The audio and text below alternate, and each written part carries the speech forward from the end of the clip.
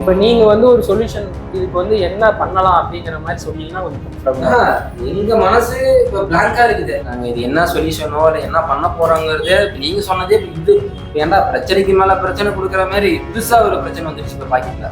நான் நினைச்சிட்டு இருந்தது என்னன்னா, சரி இன்னும் ஒரு மாசம் இருக்குல்ல, நம்ம ஒரு வட்டியை மட்டும் ரெடி பண்ணி கட்டி விட்டுறலாம் அப்படின்னு யோசனை பண்ற சுச்சுவேஷன்ல இப்படி ஆயிடுச்சு. 6 மாசம் முன்னாடி வந்துருச்சுங்கிறீங்க. நாங்க இப்படி இருந்துட்டா என்ன பண்றது? மருந்து தான் குடிக்கணும் குடும்பத்தோட, வேற என்ன பண்றது? எனக்கு தெரிஞ்சு இந்த தங்க நகை கடன் அப்படிங்கிறது பாத்தீங்கன்னா உங்களுக்கு ஒரு ஒரு குடும்பத்துல ஒரு பங்கு ஒதுக்குதுன்னு வச்சுக்கலாம். தங்காத நகைக்கு தாங்க தங்கனே பேர் வச்சுக்கிறாங்க. இல்ல அதாவது வந்து உங்களுக்கு சப்போர்ட் பண்ணுது. அப்பப்போ உங்க கஷ்டத்துக்கு அது ஒரு யூஸ் ஆகும். நீங்க வேணுங்கிறப்போ வட்டி கட்டிக்கலாம். வேணுங்கிற வட்டிக்கு 10 ரூபா வட்டி, 5 ரூபா வட்டி, ஸ்பீடு வட்டி அதெல்லாம் வாங்குறதுக்கு பிறகு தான் நாம ஒரு குருவி சேர்க்கிற மாதிரி 1 பவுனோ 2 பவுனோ வாங்கி வச்சு நாங்க அப்பப்போ எங்களால முடியாத கட்டிக்கிட்டு மாத்துறோம். சரி சரி. இப்ப அதுக்கும் ஒரு முற்றுப்புள்ளி மாரி வச்சு இல்ல நீ புதுசா தான் பணம் கட்டணும் அப்படின்னு நான் எங்க போட்டோம்.